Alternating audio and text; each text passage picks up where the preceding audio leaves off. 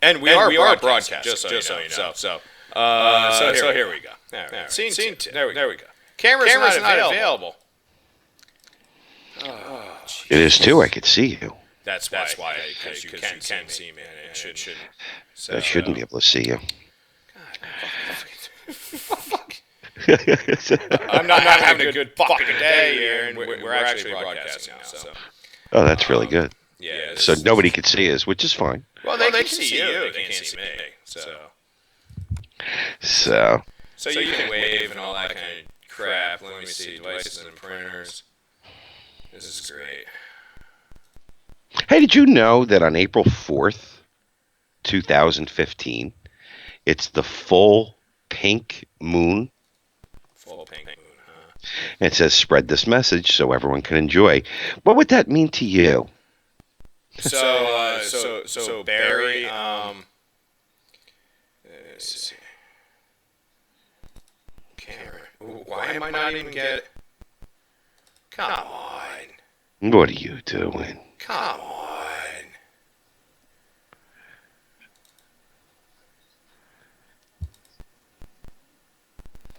Come on. I hate PCs so goddamn much.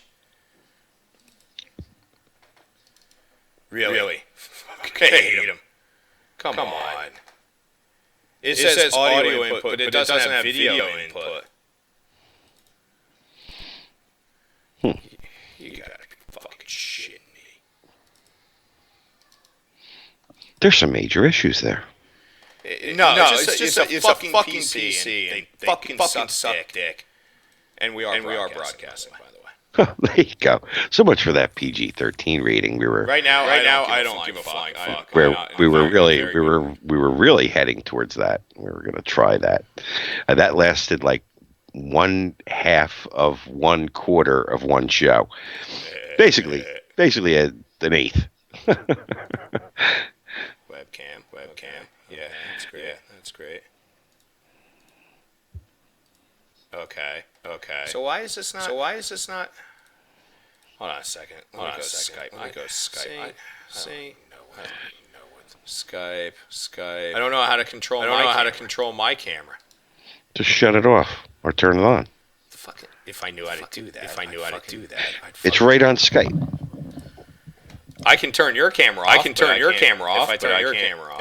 camera off. Oh, now you should be on. There we go. Wait. Okay. There you go. You're off. Okay, I'm off. Now let's see. I'm off. Now let's see.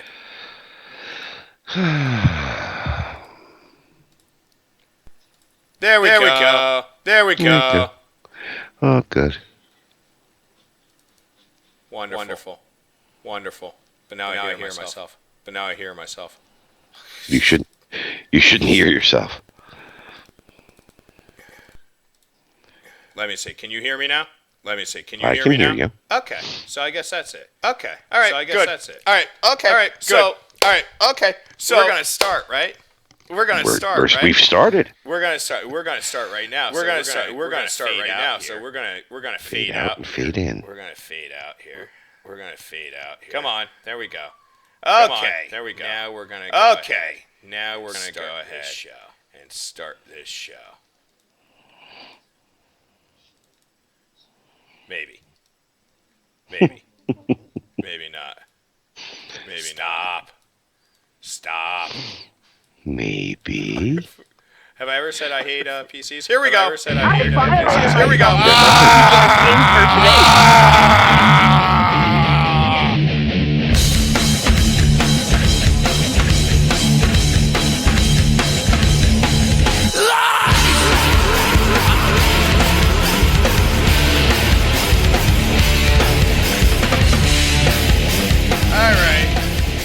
All right. For those of you who are just tuning in, all our fun that we're having. Pete and I are not what you would call video people. We're by El Duspagio. But we are up and running. And I'm gonna just go ahead and fade this. And I'm gonna just go ahead and fade. We really need to get because I need to get the other. I need to get the other because that music is because that music. Now I'm gonna fade Pete in. There we go. I'm gonna fade. We see Pete. We see his head. We see Pete. We see his head. Okay. There he is. So you know what I did do? I went and got. Holy crap! You and I almost actually. We do. We're like camouflagey. But here's the thing that you can't. See. see.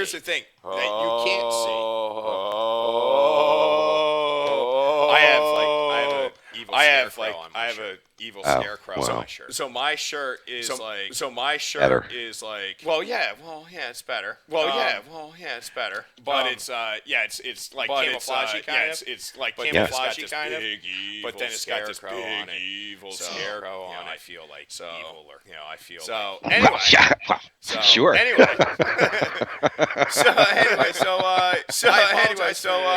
I apologize for the late start.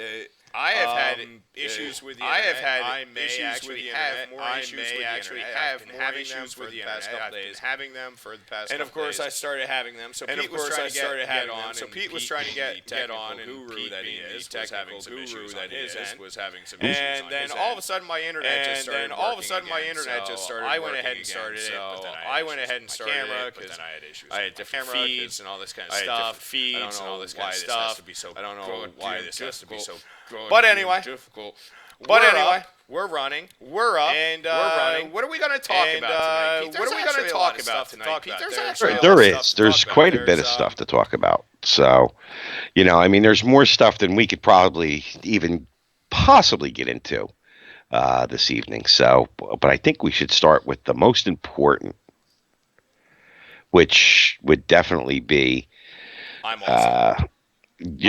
Well, that goes without saying.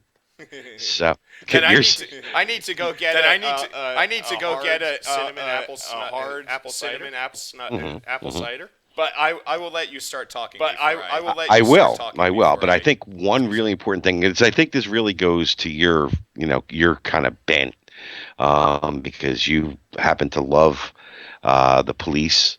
And love the Road Pirates. I think shiver me timbers.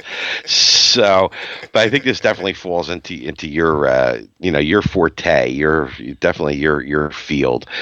Police departments are now hiring immigrants as officers. Now they say immigrants, but it's really not immigrants. It's illegal immigrants. Okay. This is from USA Today, and there's other stories, but I just picked this one for the start of it. Law enforcement agencies struggling to fill their ranks or connect with their increasingly diverse populations are turning to immigrants to fill the gap. Most agencies in the country require officers or deputies to be U.S. citizens. Oddly enough, but some are allowing immigrants who are legally in the country is sort of a, kind of a loose term here, to wear the badge. From Hawaii to Vermont, agencies are allowing green card holders, and legal immigrants to work with work permits to join their ranks. Well, they're really not citizens. So they're here legally just to work, not as, officers of the law or officers to hold up the Constitution. At a time when 25,000 non-U.S. citizens are serving in the U.S. military, some feel it's time for more police and sheriff's departments to do the same. That's why that makes no sense. That's why the Nashville Police Department is joining other departments to push the state legislature to change the law that bars non-citizens from becoming law enforcement officers. Department spokesman Don Aaron said that they want immigrants who have been honorably discharged from the military to be eligible for service. Persons who have given of themselves in the service of the country potentially have much to offer Tennessee. We feel that would benefit both the country and the county and this city. Now that I'll agree with. If they've served in the military, that's a different story. Some, like the Chicago and Hawaii police departments, allow any immigrant with a work authorization. I'm actually going to disagree with you on that. Yeah. Go ahead. From U.S. citizenship and immigration services to become an officer. That means people in the country on a temporary visas are applying for green cards can join. That doesn't mean that they've actually got the green card. They've applied for the green card. That's, I think, really interesting. Colorado State Patrol Sergeant Justin Millen said the department usually struggles to fill trooper positions in less populous corners of the state, including patrol sectors high up in the mountains. He said immigrants from Canada, because we get so many from them, the Bahamas, the United Kingdom, Mexico, and Central America, who are willing to live in those remote places, have helped the agency fill those vacancies. We get so many from the United Kingdom and so many from Canada and the Bahamas, for that matter. Why wouldn't you want to come here from the Bahamas to go work in Colorado? So it's it's the same temperature, same basic place, Ocean real close by. People that want to live there and build a family there and work there is a little more difficult to find. People moving from out of state or out of the country, if they're willing to work in these areas, then that's great for us. Yeah, because there's not enough people, here in the country that don't have jobs that might be able to fill those vacancies. That's one thing we're short of is eligible workers here. And we're short on cops. And we're short on cops. That's true. Too. Not enough cops. Not enough but cops. you always have a shortage of road pirates. That's right. So never there's have enough revenue generation for the state. Generation for the state. Absolutely. Right? Listen, it's the high seas, baby. It's a lot of land to cover. And there might be some odd corner of Colorado that may have a speeder. Up in the mountains, up in the Rockies, they may be going 5 miles an hour over the posted speed limit. That they have not tapped for right. Said money from them. Right. Money from them. So there may be a covered license plate somewhere that hasn't been seen as of yet. So other agencies like the Cincinnati Police Department and the Los Angeles County Sheriff's Department require that officers at least have a pending citizenship application on file. Well, that's white of them, with the federal government. And others like Burlington, Vermont, and Boulder, Colorado, police departments require that officers be legal permanent residents or green card holders. With more immigrants moving to places far from the southern border or away from traditional immigrant magnets like New York City or Miami, agency leaders say it's important to have more diverse police force to communicate with those immigrants and to understand their culture.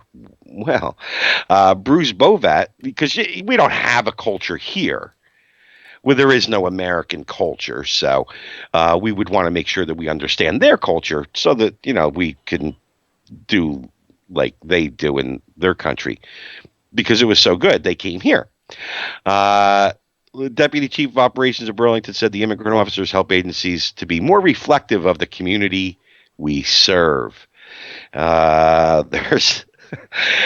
handing over a gun and a badge to someone whose backgrounds we don't really know a lot about. This is from Mark Krikorian, Executive Director for the Center for Immigration Studies, said he has no problems with green card holders becoming police officers because they've made a long-term commitment to the country and have undergone extensive background checks. Well, it's not green card holders all the time, though. But he worries about the security risks associated with allowing any immigrant with a work permit to become an officer, especially considering that the Obama administration has given hundreds of thousands of undocumented immigrants work permits. Ali Noorani, Executive Director of the National Immigration Forum, said any immigrant authorized to work in the U.S. has already undergone a thorough background check. Oh, yeah. And will undergo even more screening in the police application process. The security risk is a straw man.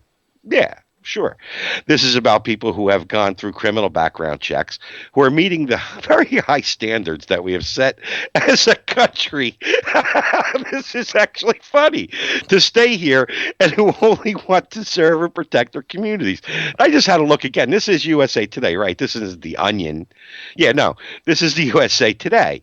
They actually meant what they said here. So I have a little problem there. just a little one, and the security risk being a straw man. Yeah, sure, why not?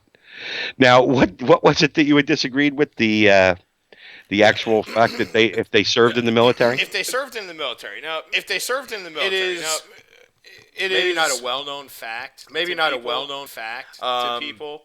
But it is a fact nonetheless. That in this country, a lot of gangs, have instructed their gang members to join the military, to get tactical training, and that kind of stuff. I can see that. If they served, they can be screened a little better. But now we're relying on the government to do their job. They can't even keep people out of the country. How can you really screen somebody? How can you really screen somebody you really don't know anything about? I could easily see Mexican cartels instructing their people to go. It would be great for them. It would be great because they could go. They could have military training. Then they become police officers. And now you've got actual gang members with military training on the police force. Yes. On the police force. So yes, I'm not for it. I'm not for it. Well, I'm not for it in general, but the ones, I'll tell you what, the ones that came from Canada and the United Kingdom and the Bahamas. Well, the ones from Canada might be bringing the pot out to the country. Oh yeah, and bacon and donuts. And I didn't realize the Canadians were well-known for donuts. Donuts. You've obviously never seen the Great White North. The Great White North. Oh, Chuck and Bob. Yeah, I have seen the Great White North. I have seen the Great White North. I was thinking of the other Canadian. Oh, well, that one too. That's a classic. That's a classic. Absolutely, that's classic awesome movie with John Candy and. Weren't they going to invade the United States? So it's, I think it's a real good idea, that we allow this to go on. Why not? You can have criminals within the criminal organization known as the state. Is there really any difference?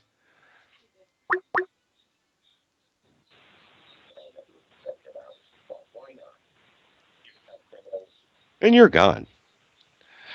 Hello. Hello. This is Don. Donnie! Yes, EJ's got one hell of an echo, brother. I don't know. He does, huh?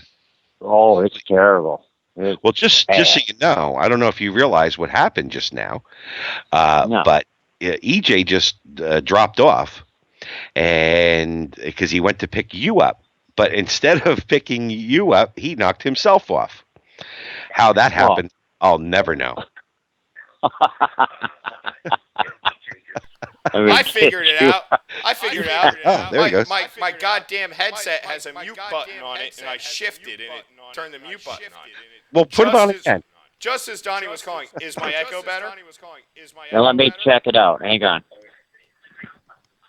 Because I went ahead and lowered my headset volume by half. I still got a little echo to it. A little echo. Not as bad as it was, but it. Okay, so got some. So listen to this now. Testes. 1, 2, 3. Testes. And let me know if that comes out pretty good.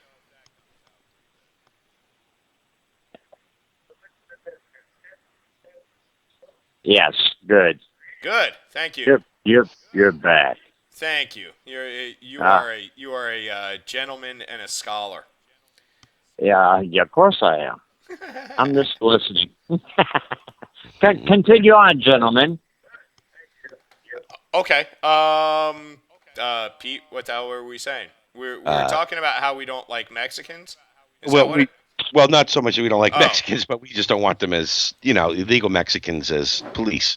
That was it was. Please. I claim my farts. I'm very proud of my farts when I fart. This is true. This is true. Hey, Donnie, can you see what's going on? Have you seen my shirt? I haven't seen it. No. Oh, well, now you got to see it. Now,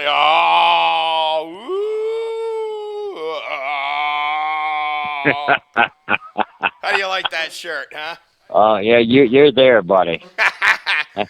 Now Pete thought we had matching shirts because he thought I had like a camouflage shirt on, which it is kind of camouflage. Yes, it is. But Camouflage like.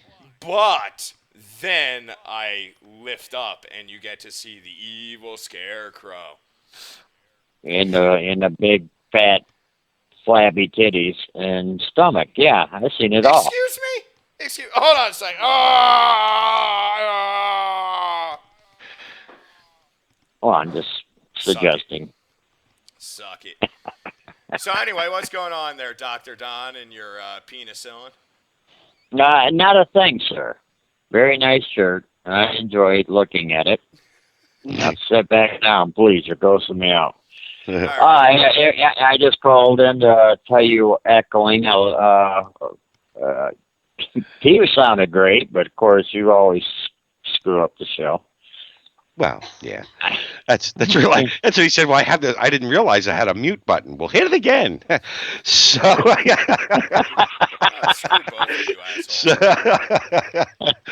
so hey, this is something that kind of folds into the story we were just talking about with the illegal Mexicans as cops.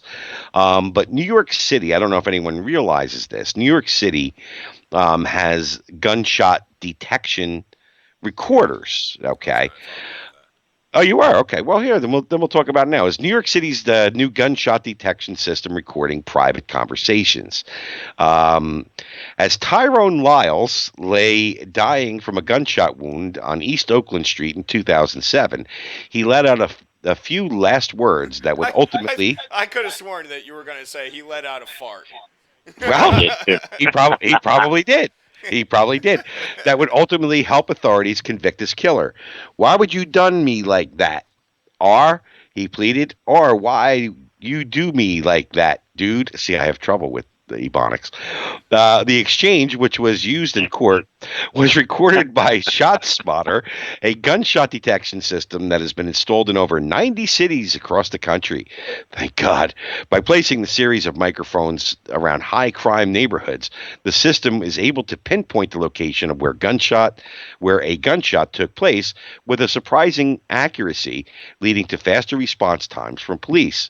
This week, 300 of the microphones were activated in Brooklyn and the Bronx as part of the citywide pilot program. Brooklyn!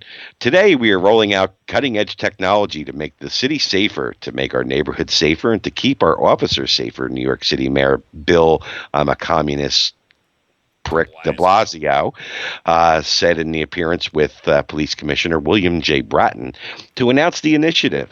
This gunshot detection system is going to do a world of good in terms of going after the bad guys, quote unquote.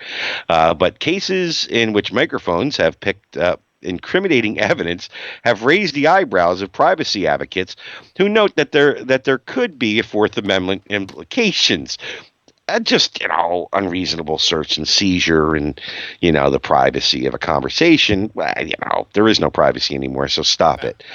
We are always concerned about the secondary use of technology that is sold to us for some unobjectionable purpose and is then used for other purposes. Jay Stanley, a senior policy analyst at the American Civil Liberties Union Speech, Privacy, and Technology Project, told Take Part. If ShotSpotter is recording voices out in public, it needs to be shut down. On its website, well, of course it's recording voices out in the public. It's not. It just doesn't shut on when it hears a gunshot. I mean, this is ridiculous. On its website, ShotSpotter claims that the microphones do not have the ability to overhear normal speech or conversations on public streets, and says that it does not offer an audio live streaming service for police departments. Oh, of course not. Only 2 seconds before a gunshot and 4 seconds after a gunshot are recorded, the company claims. Well, how do they know that a gunshot is going to happen 2 seconds before it does? How is this known? Is it magic? You never saw Minority Report? Well, yeah. Duh. Yeah, so I didn't realize that we had these mutants and tanks and things that can tell us what we're thinking. So we know that that's a lie already. In all cases where voices have been recorded, the words were yelled loudly in a public place at the scene of a gunfire related crime, and within a few seconds of that event, the company writes, the simple fact is that there has never been a case of private conversation overheard or monitored by any shot spotter sensor anywhere at any time, period, because they know exactly when the gunshot is going to take place. So they turn it on 2 seconds before the gunshot so as to record it, and it's only yelling, except for the guy that was dying on the street and asking why he got shot. Yo. However, the company's... Yeah. Why you do that to me like that? However, the company's microphones have a history of not being as precise as the company claims. No, really. A 2013 WNYC investigation of ShotSpotter devices in Newark, New Jersey, found that 75% of the gunshot alerts had been for false alarms, meaning that audio clips were taken when there was likely no crime in progress. Well, although it was Newark, so chances are there was a crime in progress. Wait, was it Newark or New York? This was Newark. Oh, Newark. This was Newark. Oh, yeah. So Now, Pete and I can both attest to this because Pete is originally from Jersey, as am I. Newark really strengthens the argument of gun control. Right. Because Newark New Jersey as a whole is just a bastion of gun control nuts. And I'm now coining this term. Okay, and everybody's allowed to use it, but I said it first. Okay. It is. Did you turn off your camera there, Pete? No, I didn't. Okay, I'm just having issues. No. It's me. So anyway, since everybody refers to people who are pro-gun as gun nuts, I'm going to say gun control nuts. Okay, because they're friggin' nuts. Anyway. How about we don't even say gun control nuts, because they don't use sissy pantsy little bitches. I was going to say how about anti-freedom nuts. Or anti-constitution nuts. No. Let's just call them. I'm going to stick to. You can call them what you want, but when you say anti-freedom, that is all encompassing because they don't want you to have freedom of speech if it goes against what they want. Mm-hmm. We've seen that with many different sides. And they're all the same people, Oh yeah. They want people rounded up because you disagree with global whatever the hell it is, cooling, warming, who the hell knows anymore, because they don't. They want people rounded up because they support guns, or because they support religion, or they support or they're against gay people getting married, which we've had this discussion. I don't really care, but everybody's entitled to their own opinion, blah blah blah. I'm going to stick to anti-gun nuts because I'm being specific with this. The anti-gun nuts rule New Jersey. And they especially rule places like Newark, the urban areas. Right. And I can tell you that now where I live right now, everybody's got guns. I mean, people do walk around with guns on their hips, and they're not cops. Mm-hmm. You go to the grocery store, there's a good chance you might see somebody with a gun on their hip. Mm-hmm. Zero people shot around here.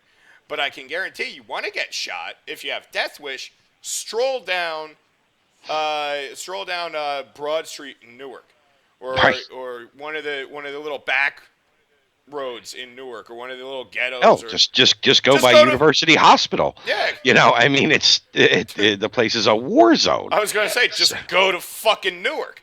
And there's a good chance you'll get shot, or at least a gun pointed in your direction. Right. Okay. But so it really is a very, very strong point. I mean, I think that all anti-gun nuts should be pointing to Newark and Chicago and Detroit and New Orleans and all these great examples of where Camden, yes, Camden, another good one, and sit there and point to that and say, hey, look, look how well our policies have worked. Yeah, one of the best places is Detroit. I did mention Detroit. Oh yeah, so I did. Can't forget Detroit. But here's one really. It's the article keeps going on. It's what gets me is that people actually think that this is. I keep having to look and see that these are real stories. That it's not parody. It's actually funny that these people actually say these things. In the most recent case of the ShotSpotter voice recording being used in a criminal trial, the microphones picked up parts of a street argument just before a murder in New Bedford, Connecticut. No, Jason, someone could be heard in the recording before shots were fired. Well, how could it that takes more than 2 seconds. Two men, Jason Dennison and Jonathan Flores, were arrested and convicted of the murder. Though other evidence was presented at trial, the audio recording was used to corroborate the witness testimony. It's hard to argue that the outcome with that outcome, but the case does bring some troubling questions to mind. If there was never gunfire, would law enforcement officials still have had access to the audio recording of the argument? How would they have used or acted upon it? And if in such a large amount of the ShotSpotter calls are for false alarms, how much ambient noise from the neighborhood are police at headquarters listening to? At the time, ShotSpotter spokeswoman Lydia Barrett emphasized how rare it was that the device had picked up an argument. This is a very unusual circumstance. If the sensors actually picked up any voices, Barrett said, in particular, I can't even remember in the history of our technology the sensors ever hearing a fight or some kind of argument going on. Not even just a conversation. She was very specific about a fight or some kind of argument going on. This is how good they are. There is no expectation of privacy on the streets when you're outside yelling on a public street. Former Bristol County District Attorney C. Samuel Sutter, who is now the city's mayor, he's a statist, said about the New Bedford case, noting that the confrontation woke up neighbors even before shots rang out. In New York City, Letitia James, where do they come up with these names? Yeah, the city's public advocate. Letitia.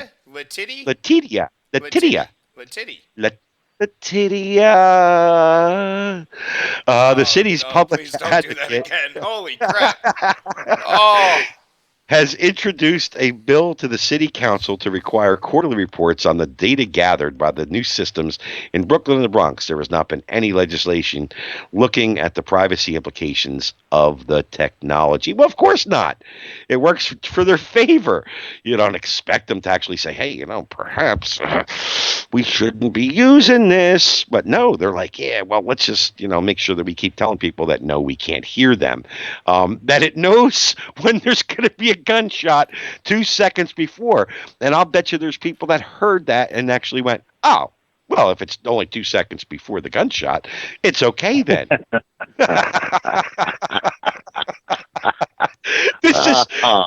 This is how stupid everyone is. I have no problem with nuclear war at this point. I welcome it. I can't take it. I just can't take it anymore. So, but this is exactly how stupid people are. They sit there and go, oh, well, sure. Why not? So, and why should we worry about, cops being hired who are illegal immigrants or, they're in the process of getting their work visas because, they're always, why would they lie? Oh, man. Well, and see, here's an interesting thing. You know where that came from. The shot locator thing, right? They were testing that in Iraq. Oh, okay. They were testing that in Iraq, and this is just more of the militarization of the police. That's all this is. At first, I thought you were going to say it was the book depository building in Dallas. No, because they don't know where the real shots came from. Well, from the grassy knoll. They don't know that. They think it came from. Yeah. Yeah, they think he was able to get off all those rounds. Yeah. There were sports shots, by the way. Yeah, yeah. It was shot out of the most inaccurate rifle like ever made. It was some Italian piece of crap rifle that, like, I mean, you could not hit like an elephant 20 yards away with. That's a fact. You know, this is why the Ethiopians like almost beat the Italians. Okay. So, well, I think that the problem that you're having with this is you don't believe in magic bullets. Which obviously. Now, hold on. Now, I occasionally believe in magic bullets, but and they're magically delicious as well. Okay, but there you go. But not this magic bullet. But this is just more of the militarization of the police, if you really think about it. I mean, ultimately, that's what this is. Well, it's the militarization. It's the continuation of a surveillance society. Well, if you think about it, it's all part and parcel. Same, yeah. You know, because if you think about, okay, so we had these wars, we have all this equipment. Now they decide, well, let's make use of it, and if we're not going to give it to ISIS, which we've done plenty of. We'll give it to just random police departments and sheriff departments around the country, just in case, who knows, there's a domestic terrorist lurking around, or they have to declare martial law. And this is just the same thing. This is setting up for martial law. That's really what this is. You can't... Now... Some people will sit there and say, "Oh, well, you know, it's going to save lives." It's not going to save lives. It's not. It didn't save that guy's lives. Life. You know, when he was like, "Why you do me like that? Or why I be done like that?" However the hell he said. Why you do me like that, yo? Those were his dying words. It did not save his life. It enabled somebody to apprehend the guy. Which is surprising, being as, you know, if it had gone off when it was supposed to 2 seconds prior to the gunshot, they may have actually been able to use the magic force field to go around him. If we're to believe the 2-second rule, it did. You must have missed that part. It did. It did, but he sneezed and he leaned out of said force field. The bullet was slowed a little bit, and that's why he was able to drop and say, "R, why you do me like that?" Right. Yo. And, so, you know, of course, this obviously happened in an Amish neighborhood. This is how they speak. So, now, why would you have a problem with such a thing? Real quick, I think that the Amish have actually been. I think we done pissed off the Amish. Because think about it, we started saying, because now, Donnie, do you know why we call black male youths in this country Amish? No, You don't know. Okay, well that's great. I really don't. Because it gives me an opportunity to explain it. Now, educate me. Now, if you notice that when there's like a police report, somebody gets mugged or shot or raped or whatever,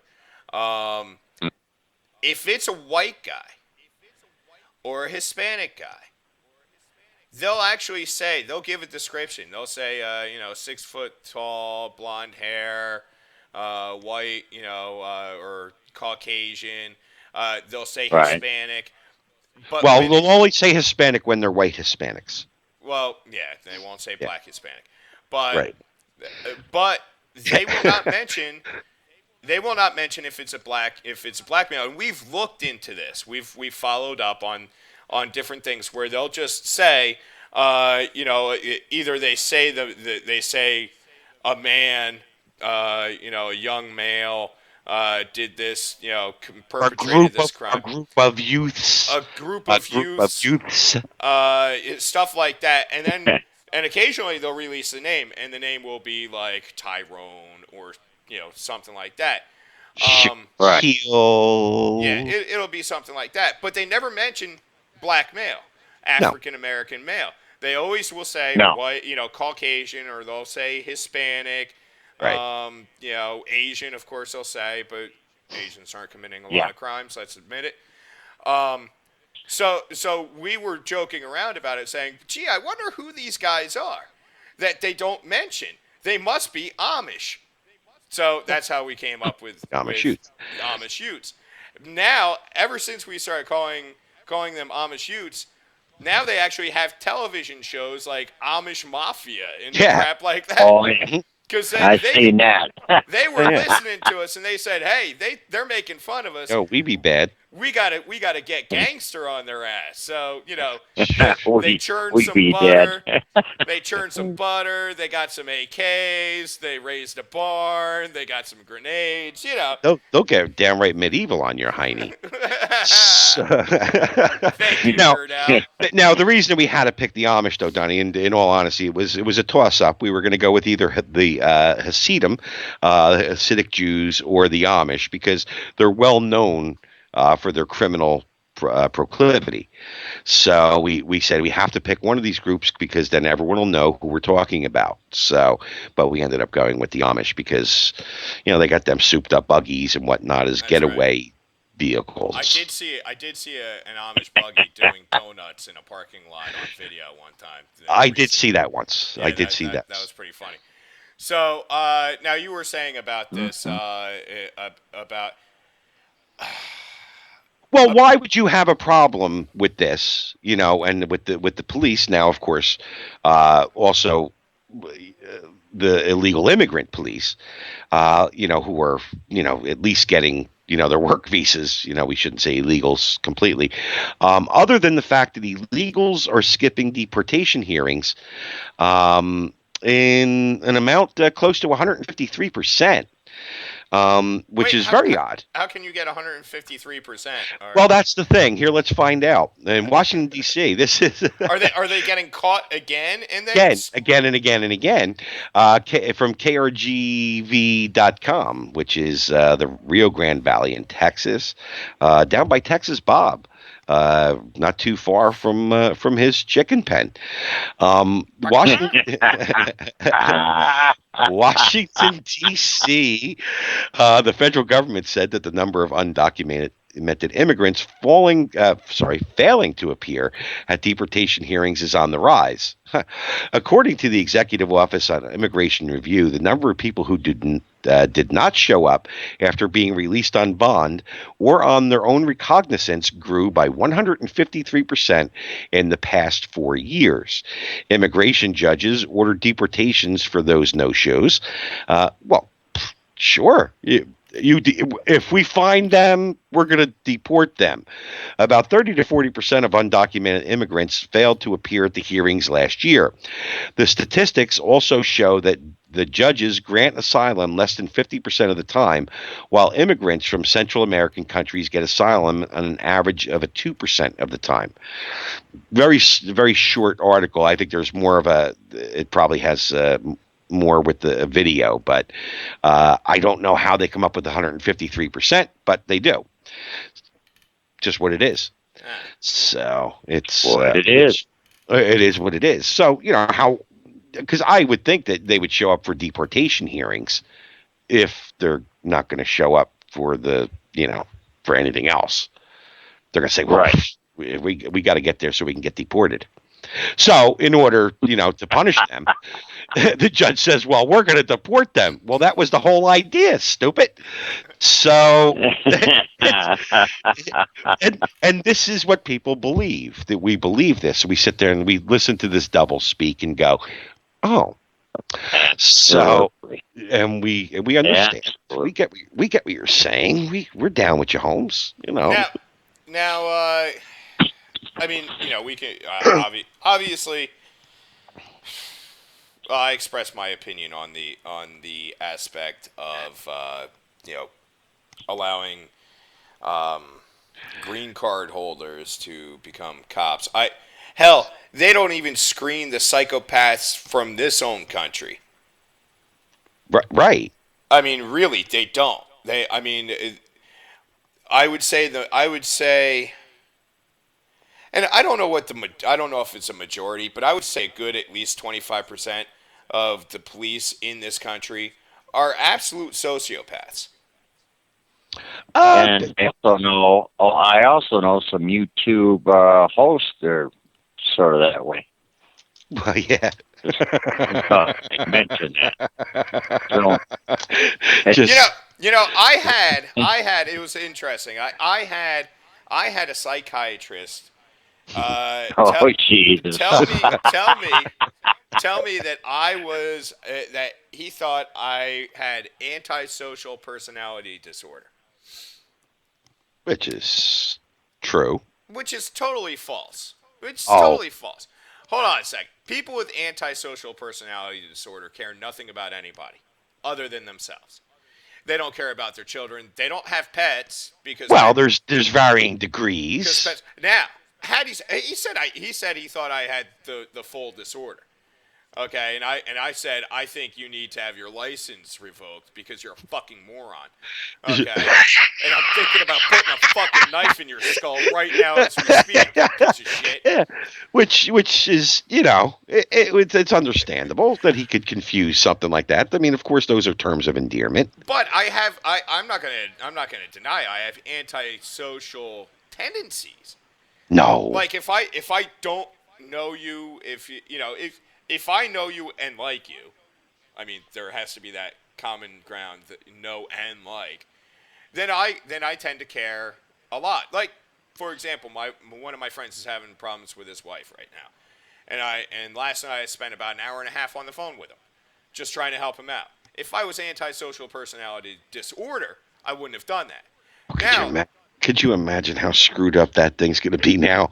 Oh my God! Dude, I am great at advice. I was thinking about it. Absolutely. I should start an unlicensed advice business. That's what I should do. Okay. Is there any other kind? No, there's license, like psychologists, like, I just... well, yeah, I mean, that's that whole you have to go to school for it thing. Yeah, I just want to skip that bullshit of school. I can give better advice than psychologists can. They're a bunch of fucking douchebags. Okay? So, anyway, but I would like to make money at it, but then I might tell people to go kill themselves if I really thought that they were, like, just worthless. I mean, I'd be like... If you thought it would benefit you. it would be like that Geico commercial, where it's like, you have potential. I think Donnie's calling back. Hold on 1 second. Donnie, did we lose you? Yeah. I guess you didn't want me to hear the psychiatrist story. My phone started went wild, and... Well, I didn't do anything to you. It's not my fault that you signed up for Obamacare and net neutrality. Okay? It's not my fault that you supported that. Don't put that on me, Mr. Green Jeans. So anyway... So this psychiatrist said that he thought I was antisocial personality disorder, which is bullcrap. But I do have antisocial personality traits. I don't deny that. I mean, when I hear about people who are like, this person died. I mean, look, my own relatives that I don't like have died, and I have laughed about it. Right. Okay. So how could they even think that you would have antisocial disorder? Because some of my relatives fucking deserve it. Well, for example, absolutely. For example, when my uncle died, okay, my mom's brother, she called me up and told me, hey, Uncle Douchebag died. Okay, she said his name, but, I heard Uncle... I was going to say, that's a funny name. Uncle Douchebag died. And I said, oh, how'd he die? And she said, oh, well, he went in his sleep and, he didn't suffer. And I said, oh, that's too bad. And she said, EJ, that's not nice. I said, the guy's an asshole, Mom. I was like, I know he's your brother, but he's an asshole. I was like, thanks for letting me know, though. That was it. I don't care. You're my uncle. You're a prick. Fucking rotten hell, you piece of shit. Okay. Well, she was just calling to tell you, you don't have to come to the funeral. Please don't. Right. Family took a vote. I would have enjoyed going to his funeral. I would have had a blast. I would have eaten all the fucking food, and I would have taken a dump right in his open casket. So as to say, they probably would have said, "Well, you're allowed to come, but please use the bathroom ahead of time." So, yeah, it's just, how dare they say that you're antisocial? I don't get it. That's just what kind of quack was that? Amazing. How the hell did we get on it is amazing. How did we get on the topic of we were talking about you were saying how cops were antisocial. Oh, there we go. So I could be a cop. You could be taking a dump, and I don't know how in the hell I wish the phone would blow up again. You wish what? Obama would blow up again? What? No, I didn't say that. No, I don't want helicopters pulling over. Breaking up, and it sounded like you wished Obama would break up. I'm sure the Secret my Service. phone. Oh. It's phone. I've been through that before. I don't want to go through that again. Thank you very much. Now, for people that are not aware, Donnie actually did have the Secret Service show up at his door one night after a drunk call to, what was it, Clinton? It was it was over NAFTA before he was signing NAFTA, and somebody actually answered the damn phone and put me through to somebody. I don't even know who in the hell it was because I was drunk. Well, of course I was drunk. Of course. If I wasn't drunk, the boys wouldn't have showed up in their suits. And I'm sitting in my backyard, and I'm relaxing with a can of Mick and or a bottle of Michelob, and next thing I know, they're at both sides of my gates. Sir. I sobered up so quick. And they show me badges, buddy. Did you just call the White House from this phone? Yeah. That phone? No. Was the other one in the head? It was my wife, Cinnamon.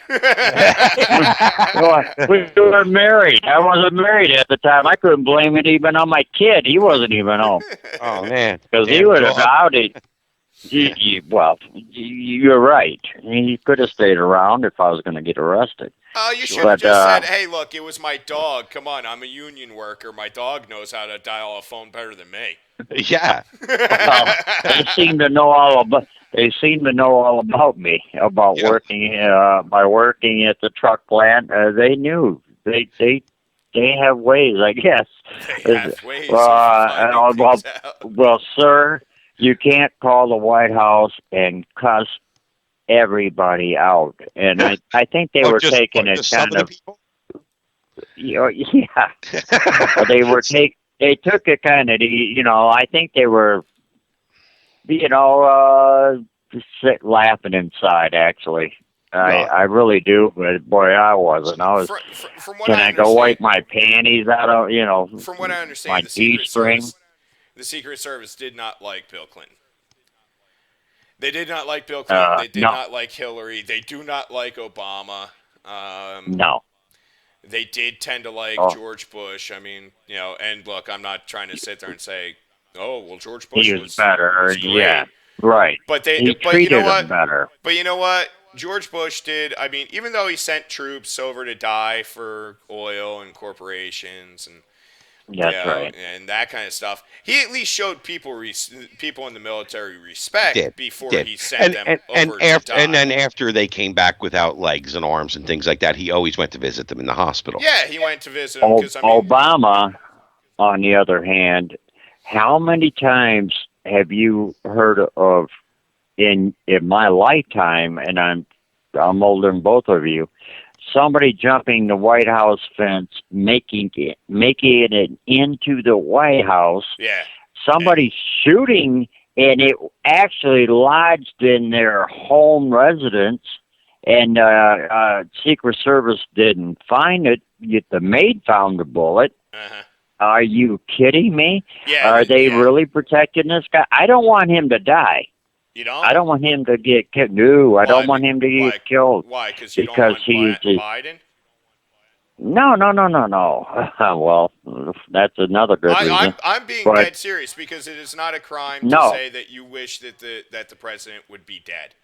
It is not a crime. No, that's not that. That's not the reason.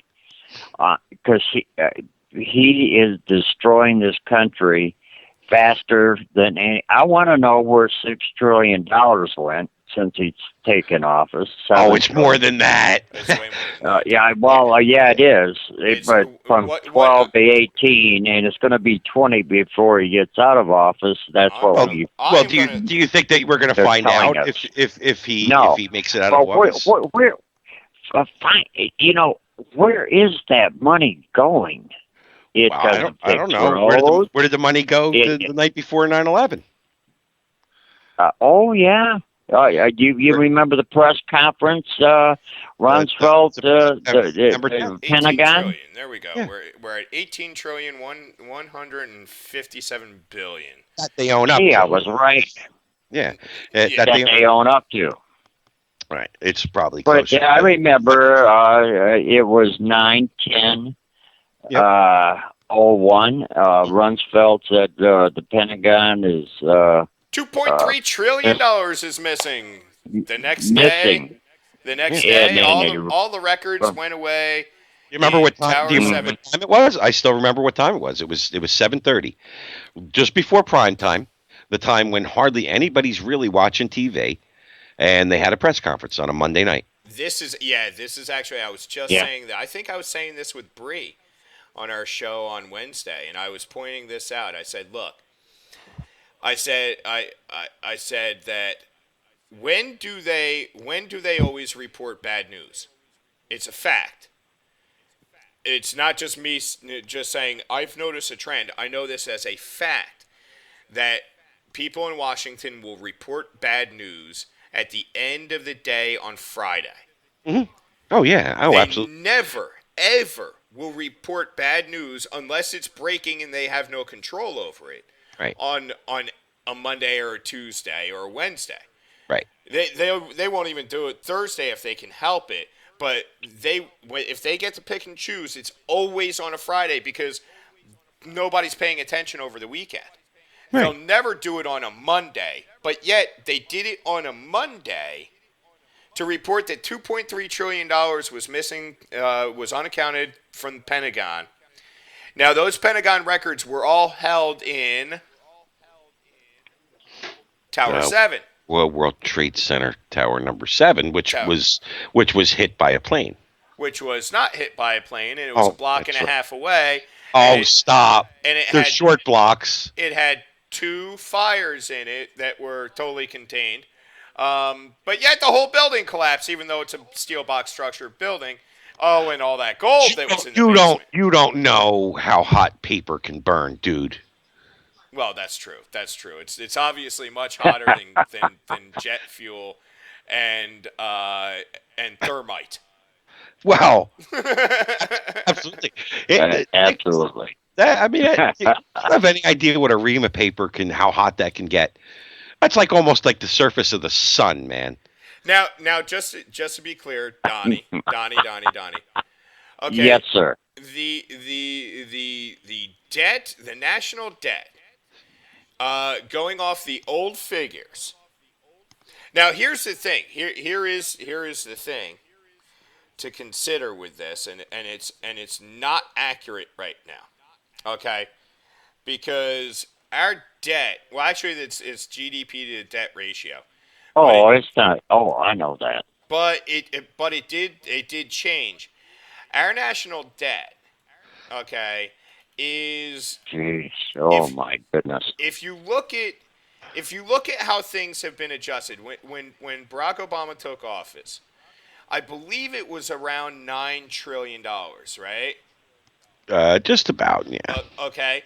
Now, yeah, it was around $9 trillion. I think it was like 9.2. I could be wrong, but let's just say it's $9 trillion. Mm-hmm. Now, in 2009, after Barack Obama had taken office, I believe this was in March or April. We were approaching 100% GDP to debt ratio. We were going up 1% every single day. Okay. This is when Greece was blown up, and the news was all talking about Greece had crossed the 100% GDP to debt ratio. Mm. So the GAO pulled everything off their website. You could not find what our GDP to debt ratio was. So, and then it came back about a month later, and we had mysteriously gone from when it got pulled, because I remember Bear and I reported on this. We were talking about this. This is what got us involved in starting to prep, because we knew that the time was going to come to an end at some point. Now, so it was at 94%. When we had talked about it the week before, it was at 87%. So it had gone up a percentage a day. It was at 94%. Boom. The very next day, the GAO website was down. Not their entire website, but that page with the GDP to debt ratio was down. It came back. Right. It came back about a month and a half later, and our GDP to debt ratio had dropped down to 67%. Mm-hmm. Okay, and there was no accounting for it. They didn't say that they paid off anything, which we knew they didn't. Okay, we knew they didn't pay anything off, and we couldn't really figure it out. And then we saw an unrelated article about maybe a month later, which explained it. What they did is they separated the state debt from the national debt, from the federal debt. They used to include the state and the federal debt all as one, because look, if the state goes tits up, the federal government's bailing them out. So now that applied to our national debt as well. Okay, our national debt was actually then reconfigured as to what our national debt really was. So if you look at our national debt with George Bush and Barack Obama taking office, it was around $9 trillion. But in today's actual configuration, it was more like $7 trillion, maybe $6.8 trillion. Yeah, probably closer to 7. Yeah. National debt. So we'll just round it up 7. What's Come couple on. $100 billion. Because even that's a lie too. But go ahead. No, Yeah. I'll explain I'm why. not talking about unfunded liabilities and all that kind of stuff. I'm just talking about national actual debt and state debt. They separated the state debt. So if you look at what Barack Obama has added to the national debt alone, not including state debt, okay, not unfunded, just national, and you go back to the current formula and apply it to George Bush, okay, when Obama now George Bush doubled the national debt. He did. Right. Okay, so he wasn't like some conservative. He was by far one of the most socialist presidents that we've had until Barack Obama. So $7 trillion, we're now at $18 trillion. So Barack Obama has not added $6 trillion, he's added $11 trillion to the national debt. $11 trillion. And like you say, that doesn't include unfunded liabilities, which are probably somewhere in the vicinity of 24 trillion. I thought it was actually way more than that. I remember. We're just talking about domestic liabilities. You know, it's like the unfunded sources. So let's even say 25 trillion. Let's just get a nice round number. But then you have to add in the money Speaking of prep, I mean, Pete was commenting on my Mahatma rice, my stack of 20-pound. Yes, rice. Oh, you got your rice. I got my rice. He's got his rice, which is good. Now, but after Pete's story, I got to tell a story. Well, go right ahead. Go right ahead. Well, I was just going to say. All I was going to say is it's probably closer to $130 trillion. Yeah. Exactly. And Pete, you're not exaggerating one bit about that. Now, last Saturday night, I played Wayne Matson talking about Obama and Rahm Emanuel in Chicago in the gay bathhouse, and I played the woman that went to school in Hawaii with Obama. Said, yeah, he hung around. we didn't think anything of it. It was, the love thing, and everything. He hung around gay people, and I said he's a pole smoker, and everybody knows it. What? I'm sorry. What exactly is a pole smoker? Is this somebody that pulls up poles and lights them on fire? You will really have to ask Obama. He's good at it. Are you trying to say that every once in a while snacks on the baloney pony?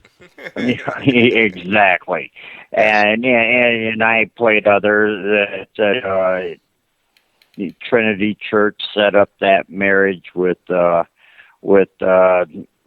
Michelle, or whatever now you guys call her. Exactly. Well, though, in all honesty, Donnie, I mean that was a good thing.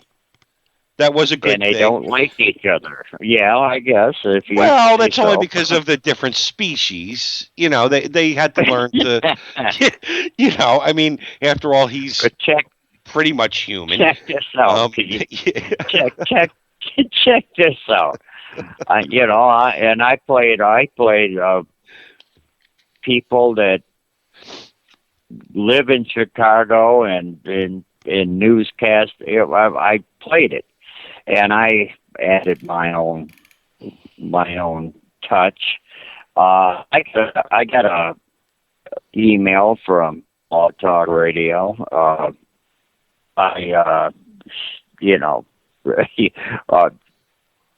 Terms and services and how to don't break these rules. I can't, swearing,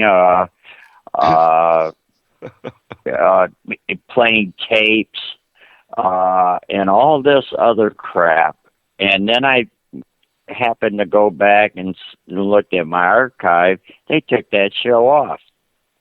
Really? Wow. Took it off. Yeah. Well, Donnie, it was one of my best shows. You are aware that I did try to call you yesterday, a couple times. Yes, I told Cinnamon I seen it today. It came up that you called today, and I said, my phone didn't ring today. Well, I don't it was yesterday. Is that your number? That is my number. Oh, that's your number. I thought that was Cinnamon's number. Okay, so I was calling anyway, but I called you a couple times yesterday. I didn't call you today because, as Pete knows, I was spending the afternoon at a weapons training seminar for martial arts. So, going preparing to hurt people. That's Chuck Norris. I want to hurt people because, I'm antisocial. Well, yeah. So, we just go along with it. Well, I fight it. No problem. It is your vocation, so I did try to contact practice. you to try to get you set up with a YouTube channel. It's very easy. Yes, you did. It's very easy to do so. I might have some time tomorrow if you're not going to be a pretentious little bitch and you'll actually answer your fucking phone. But yes, anyway, beep. So, yeah, beep. You can say that word, fuck. I love it. Yeah, I already warned Texas Bob. Cool it with the F-bombs on the show. Dude, we get settled somewhere else. Even though YouTube killed our opportunity at making Static Air happen, I really want to kill Blog Talk Radio. Blog Talk Radio sucks so much fucking dick. I want to kill them, and if I can help you get set more up than a Barack Obama. Well, actually, I think they suck each other's dick. It's a 69. It's a queerosexual 69. Well, where does that leave Reggie Love? Well, he's fucking somebody. There's another one. I played about Reggie Love too. Well, I sure did. I put his resume. It wasn't me talking. It was Reggie Love and Obama. They didn't know what he did. He was like his body. He took care of Obama's needs, and yes, Reggie took care of his needs. Every time Reggie come into the Oval Office and her get down on it. Anyway, with the lady, the white lady in Hawaii went to school, said Obama was big in cocaine, and we know that. But she said he never had money for it. He never worked. And he never did anything but lounge around with this other guy, and he's dead. Of course, there's a lot of dead people around Obama. Well, most of the Choom gang said, yeah, she said that he would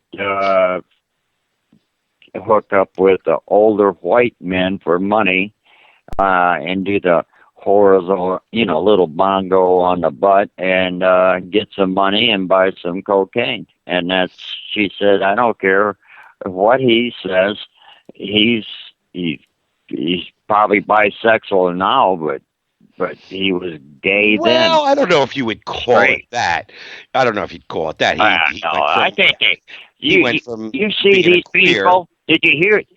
Did you hear the story Thursday? They both flew out to was it Thursday? They flew out to L.A., but they took separate planes. Oh, I don't disagree. How much did that cost? I don't disagree that he's he's definitely queer, but he's not he's only bisexual. He's also into bestiality, obviously. Okay. I know where you're going with that. Yeah. My name is Bob. Let's Bob. Let's not limit the man now. So I've been through this before. Hey, I gotta go, folks. Texas Bob, right here, sitting here in Texas, has got to go. Get my show ready. Yeah, not that we're going to judge that, but see, at least with Texas Bob, it's with chickens.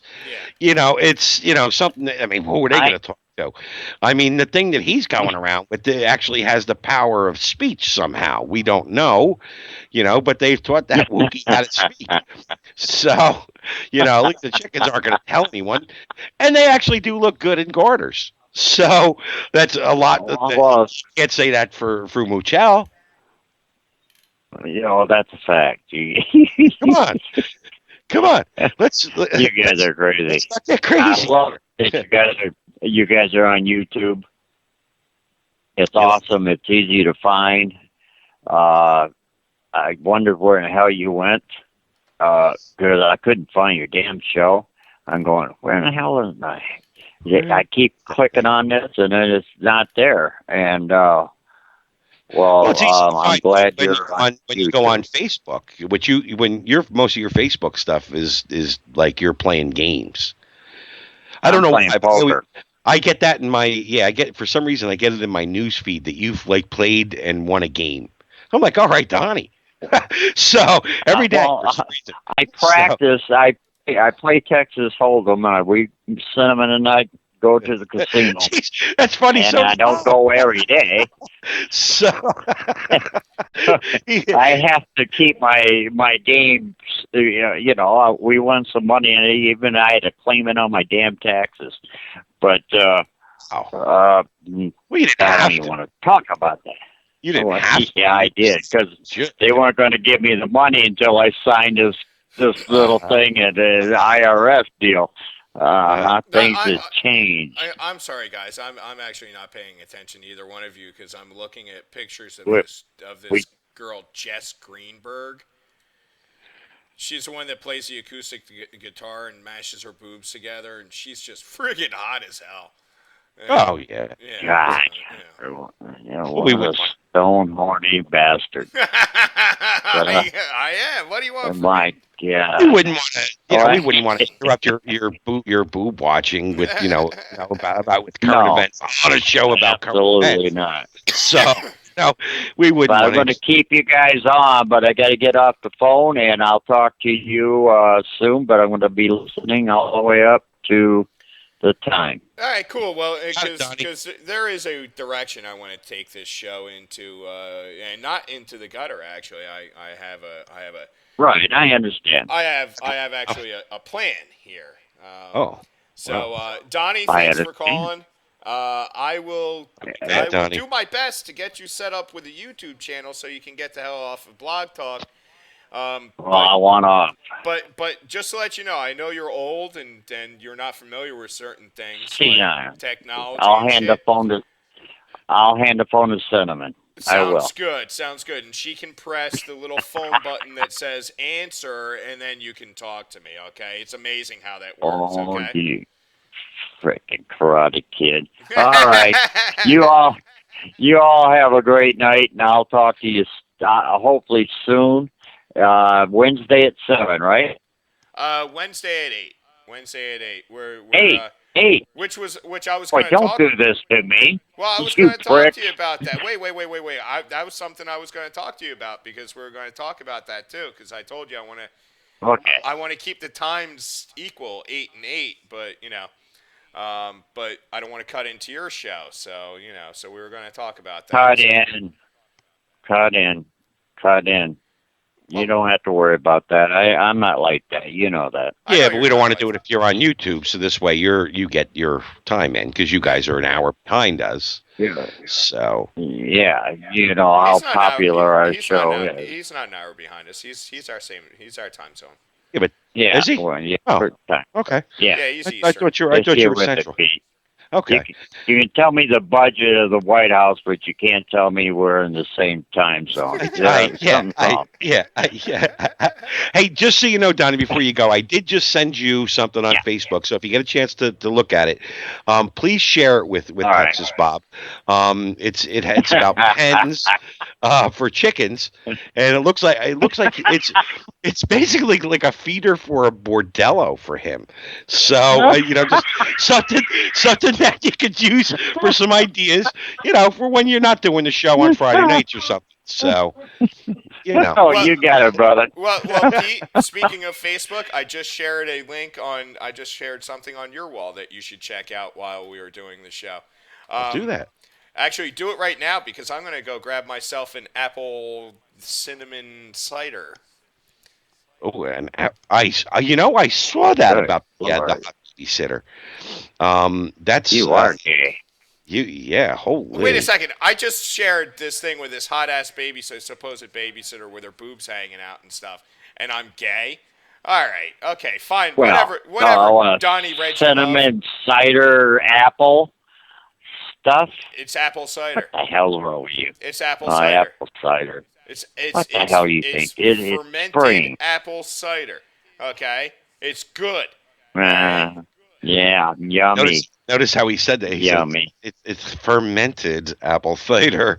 So yeah, it sounds gay right there, didn't it? Stop it, you bitch. Yeah. Okay, gentlemen. You guys keep talking from your next to the woods, you assholes. Okay? I'll be listening. You keep talking bad about me, boys, and I'll talk to you tomorrow, EJ, if you can get around to it. Sounds good. Okay, guys. Bye-bye. Donnie. Have a good show. All right, bye-bye, guys. And if anybody wants to check out Donnie C's show, which is going to be coming on right after our show, he is on Blog Talk Radio, the piece of shit network that it is. And you can find it Beyond the Mainstream. That is the name of their show, Beyond the Mainstream on Blog Talk Radio. They're a little bit more friendly than we are, Pete. Would you say? Yeah. Yeah. They're not sociopaths. They're not sociopaths. They're not sociopaths that do this. Oh crap, man! I can't do anything. I would crap my pants. That's another thing. I've been on the toilet. Yesterday, I was on the toilet all friggin' day. Oh. It was like, one of those things where I'm like, gotta fart. And I was like, uh-oh. I was like, I better go sit down on the can. So, right. Oh, I'm glad everybody's like, my life is not complete until I hear about EJ's bowel movements. I understand. Yeah, I can honestly say I don't think I've ever spoken to you without hearing about your bowel movements. I'm pretty in touch with my bowel movements. It's something that you feel as though you need to share. Which I understand. So I'm looking on Facebook as you sent that over, and I started to look at something else from a friend. He's a friend of both of ours. His name is Joey T. You probably know who it is. Funny guy. I mean, funny. So, but he shared. He shared a picture. It says it shows a guy leaning over and a woman with her hand on his shoulder, and it says, "I told her guns make me feel uncomfortable. She said we should both see other men." So, I've seen that. Yeah. yes, that's funny stuff. That is funny stuff. So now you had said that you wanted to take things in a different direction. Yes. Yeah. Yes. So. But I need to go get myself an apple cider. All right. Well, while you do that, while you do such a thing, you can actually what you can do is you can describe this chick in this video I just sent you, and you can say, and here is what I do. I'd go. Right? Actually, what I'd like to do is read part of this thing. I don't know which direction you're looking to go, but I wanted to talk about this one last look at the real economy before it implodes, part 3. Okay, you can go ahead and do that because that's not exactly what I was going to.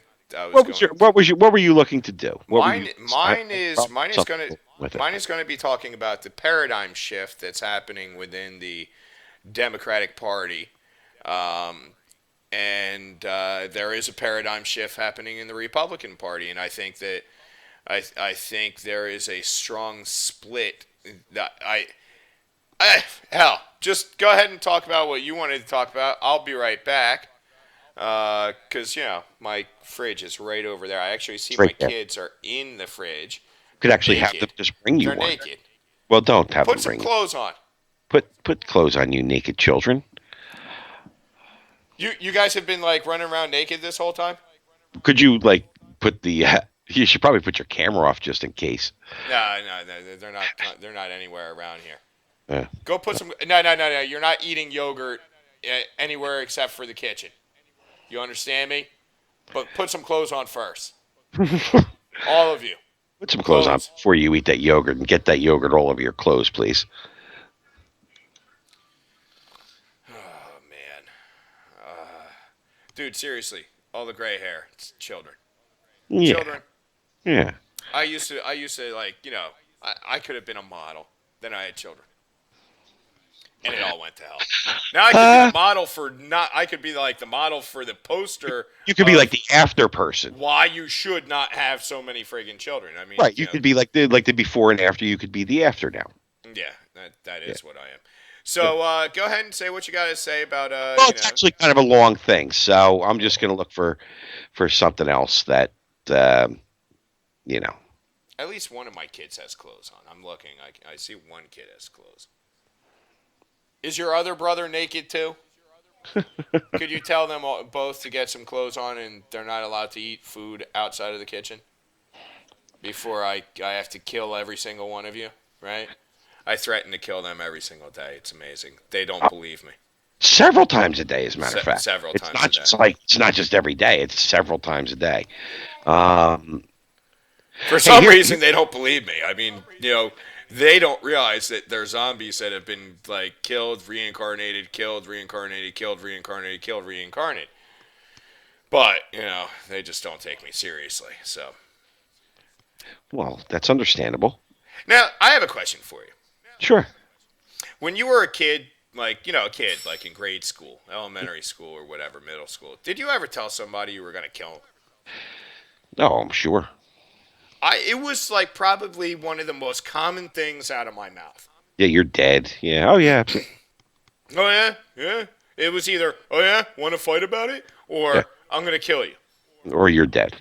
Or you're dead. Yeah, you're dead. I'm going to kill you, You say something like that, I mean, they may send a SWAT team in there.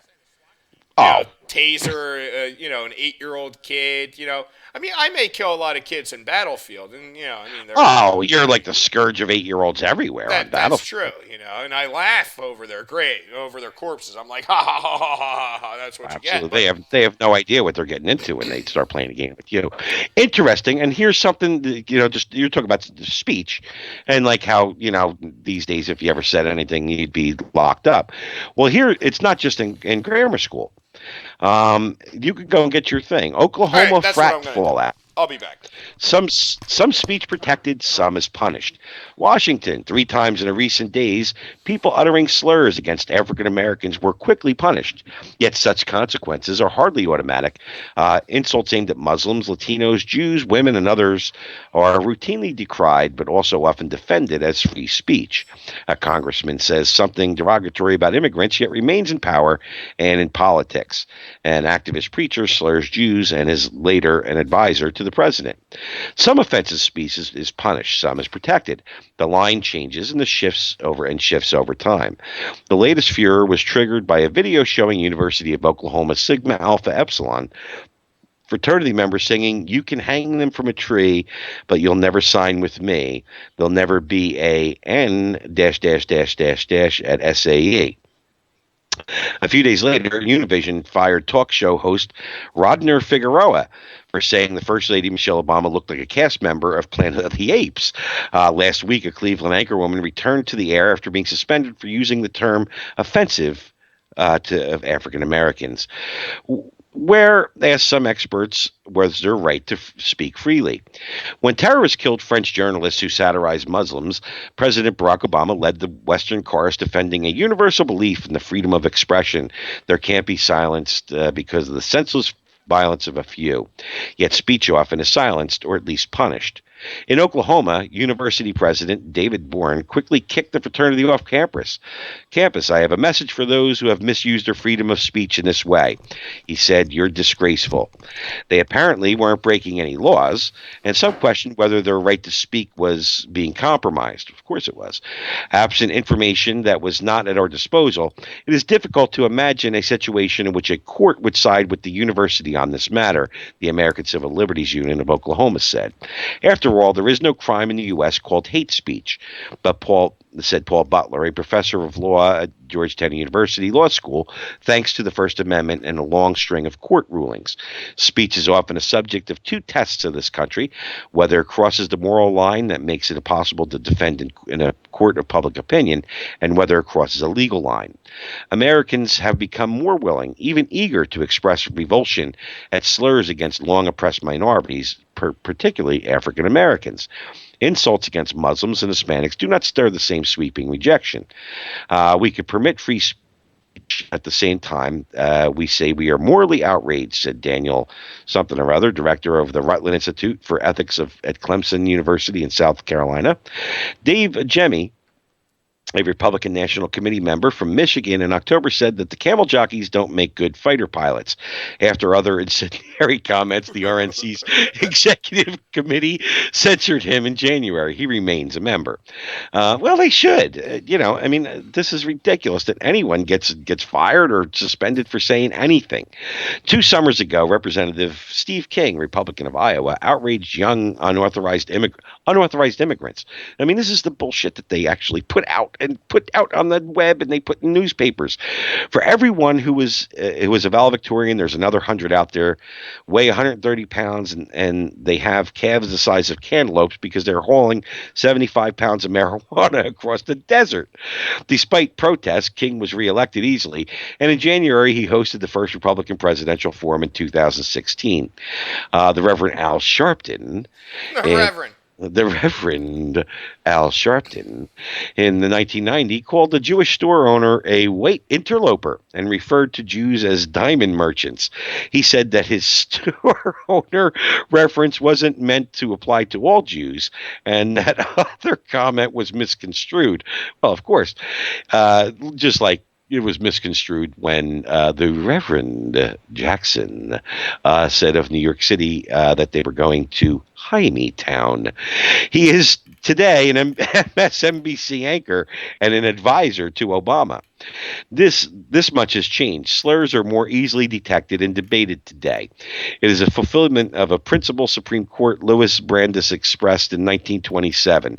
If there is a time to expose through discussion the falsehood and fallacies to avert the evil by a process of education, the remedy to be applied is more speech, not enforced silence. Only an emergency can justify repression. Even then, it can't be justified. The media is particularly sensitive since it must balance the need for audience building with not alienating potential customers. That's why extremes only occasionally cross the moral outrage line and why the line is drawn differently depending on the speaker and the audience. Bill Maher called Sarah Palin a vulgar word and remains the host of a program of HBO. Martin Bashir called her an idiot, as well as more offensive names, and resigned from MSNBC. At Univision, Figueroa was dismissed after saying Michelle Obama looks like she's from the cast of the Planet of the Apes.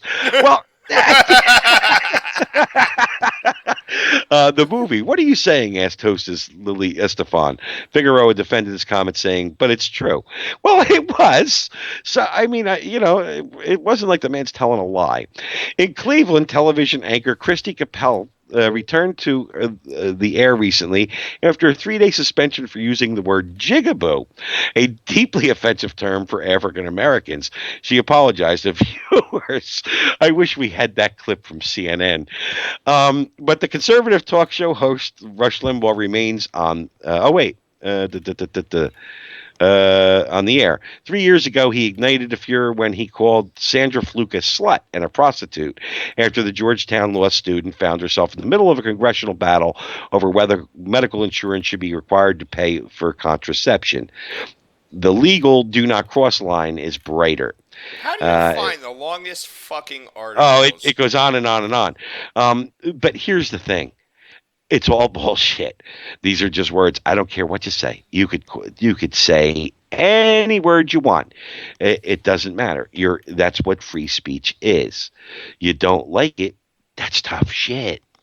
That's the way it is. You don't have a right not to be offended. And I don't care what it is. I don't care if it's calling Sandra's Fluke a slut, which she is, or whether you're calling Al Sharpton a jigaboo. They are what they are. You have the right to believe what you believe, and you have the right to say what you want to say. So, but go ahead. I'm just going to read this thing real quick. It's funny. It's just a liberal and then me kind of thing. Liberal, I am pro-choice. Me, can I choose my own health care? No. Can I choose what I want to do, what I do with the money I earn? No. Can I choose how I defend my family and possessions? No. What can I choose? An abortion and a same-sex marriage. I don't agree with your opinions. Oh, wait. Oh, my God. Stop oppressing me, you racist, sexist bigot. Yeah. Well, that's usually the way it is. Sums it up. So, what I was going to say was,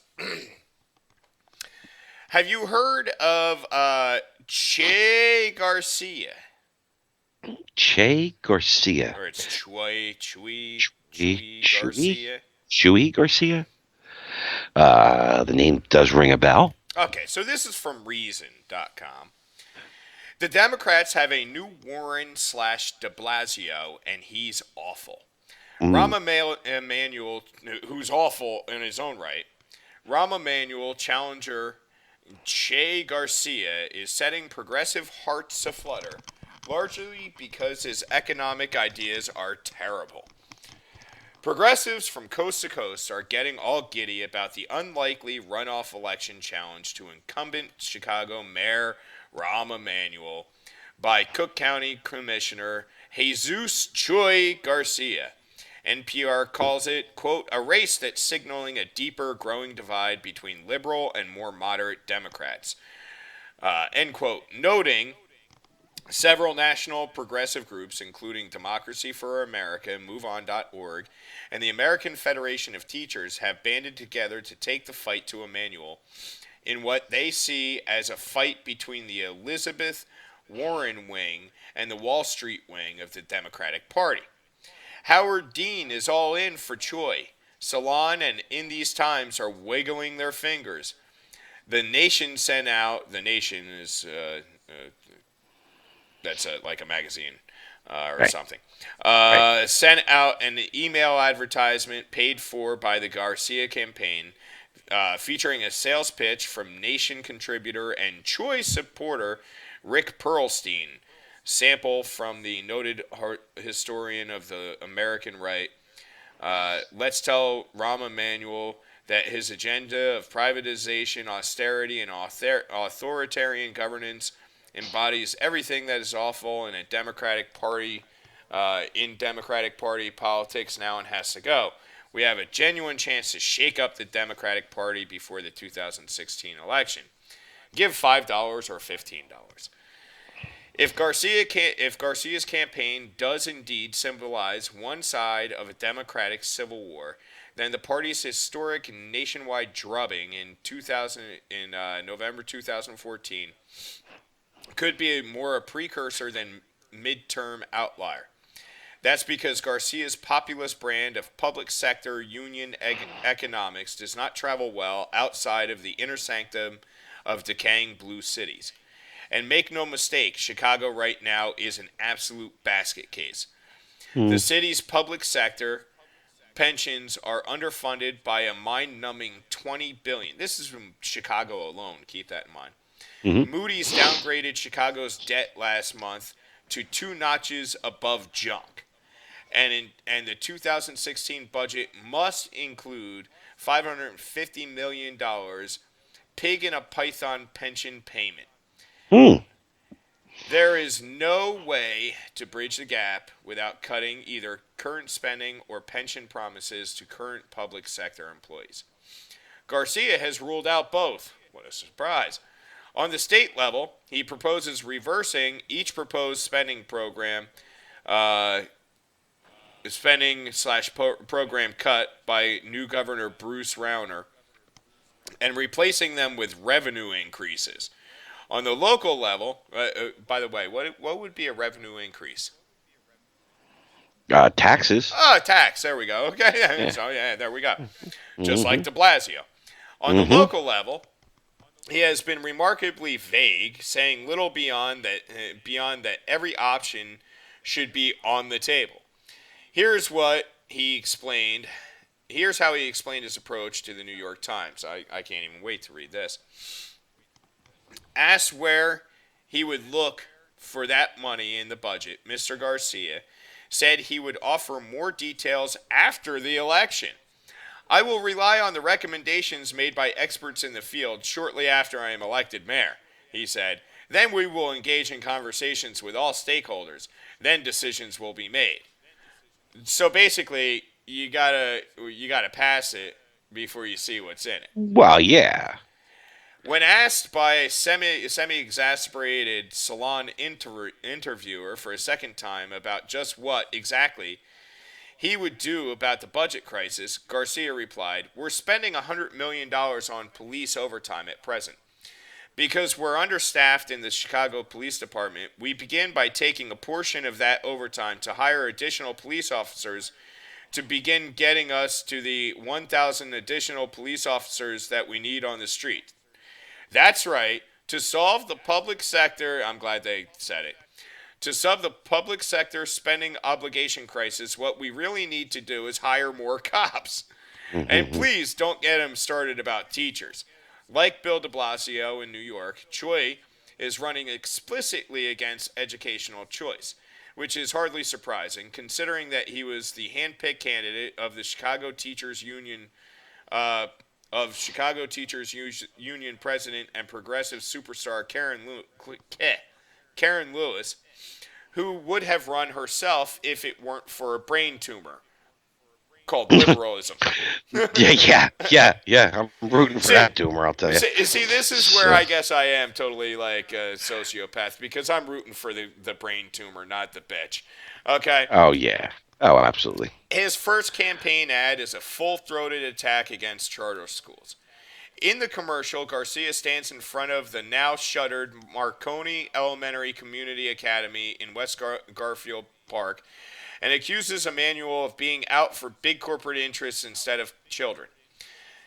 This used to be a school until the mayor shut it down, and 49 schools just like it, Garcia says in the ad. He took money from these schools and gave it to elite private schools founded by his big campaign contributors.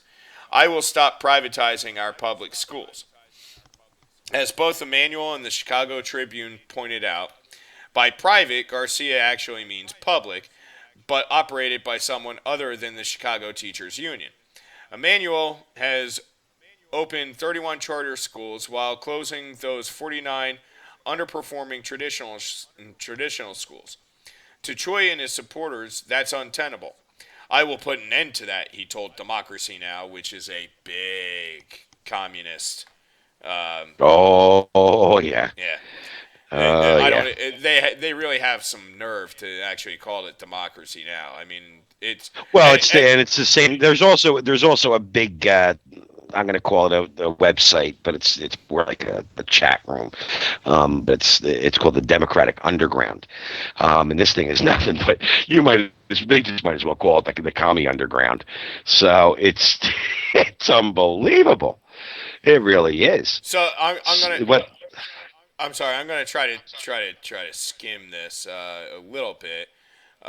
Garcia's, if I can, because it does go on a little bit more. Yeah. It talks about like how he's gonna tax more, businesses and stuff like that.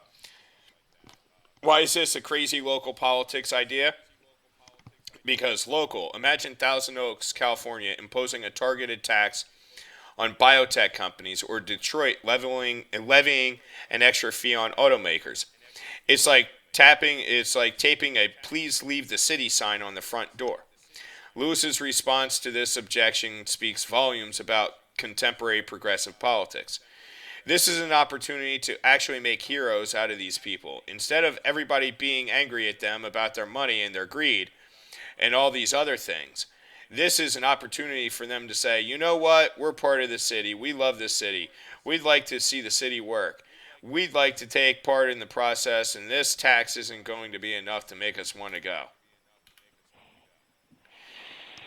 So, I'm not going to continue to read this because it really, the main point I actually had on this was we know, because we used to be Republicans, we know that there is a big divide amongst the Republicans and huge.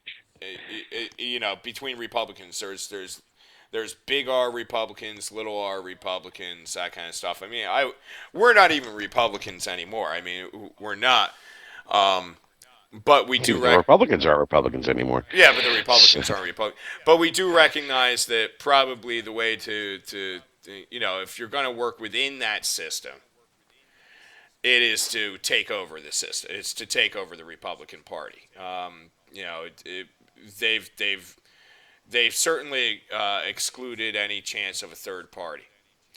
Now, what seems to be happening now is the Democrats are, and I personally thought that like Obama and Clinton and those ilk and Reid and Pelosi and the list goes on and on.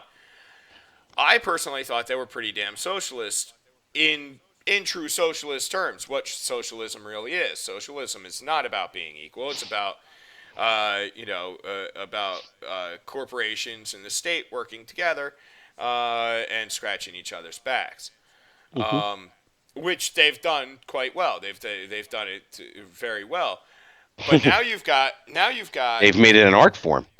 But that's what the Republicans have done. The Republicans both have. They both have. The Republican establishment and the Democratic establishment, we've said it, many people have said it, there's not one fucking bit of difference between the two. They're the same. They are the same. They have extraneous issues that they claim to differ on, but ultimately they're the same fucking people. They are the same. They do the bidding of their corporate masters, and that's pretty much it. So it seems like now that we've had this schism in the Republican Party. And it's really started growing since TARP. I mean, that's when it really kind of kicked off. I know that it was there before, but it really started growing since TARP started, and it's just kept going. And then we had the the 2012 elections, or actually the 2010 elections, and we realized, oh wait, the Republicans aren't really changing anything. Then 2012, and and then now 2014, where people are finally friggin' waking up, saying just because you have an R doesn't mean that you're small government or anything like that. No. So, yeah. But now you've got these Democrats. Now you've got these progressives. Now, if you think about it, you got people in the Democratic Party that say that they're really progressive. I mean, they say they're progressive, but they don't act like it. They act like the Republicans act. They're the establishment. We'll just call it the establishment. Republican, Democrat, they're all the same thing. They're establishment. But what is interesting is now you are actually seeing the real sides forming. You've got the establishment of both parties, which I said we're going to call the establishment. And then on the Republican side, you have more of a libertarian bent, a more liberty-minded bent. Right. Then on the Democrat progressive side, you have the true progressives, the true socialists, the true communists that are vying. So we are. It seems likely that we're going to start seeing maybe a Rand Paul versus Elizabeth Warren kind of thing, possibly. Oh, it's going to be so diametrically opposed. It'll be you can't get any further. But then we said this before too. I mean, I know I've said it. The pendulum swings, and when you swing really far to the left, then it has to just inertia. And everything just brings it all the way to the right. Yeah. Just like when you bring it really far to the right, it'll swing real hard to the left. And it's not even a sliding scale anymore. It used to be, Democrats are liberal and progressive but at least you knew that they weren't socialists. Where would you say we're at right now? Oh, we're still way heading towards the left. As a country. In one aspect, okay, it depends on what you say is left. As a government, as the government is, the people aren't. The people are probably leaning more towards the right, going towards the more libertarian view. Well, and it's so hard to really kind of say, because you can say, oh, we're moving more towards the left. Now, most people think the left signifies like liberty, like not government liberty, right. but liberty, like social liberties, right? Like civil rights and stuff like that. Right, but that's not the case. It's statism. As you go further to the left, you go towards statism. I mean, if you look at it, it's tyranny or it's liberty. Right, and that's it. It's exactly what it is. I mean, that's it. And you can look at it as if you started it from like a center point, you go left, you have Democrats. To the left of those are the fascists. To the left of that would be Nazis. To the left of that would be socialists. To the left of that would be communists. Sorry. Now the interesting thing is, I would agree with you. Yes, we are certainly far over to the left side, meaning tyranny. Right. The interesting thing is the progressives, they don't want what we have. No. They actually don't. But what they don't get is they want to create the environment that would be much worse than what we do have. Sure, that would set up a perfection for tyranny. They don't get that. They don't because they're saying if you looked at that scale, like let's say, and I know you can't see me, but let's say, okay, over here we have I'm trying to think how people are seeing me. That would be on the left. Okay, so that's all right. Okay, so over here you have liberty. Over right. here you have tyranny.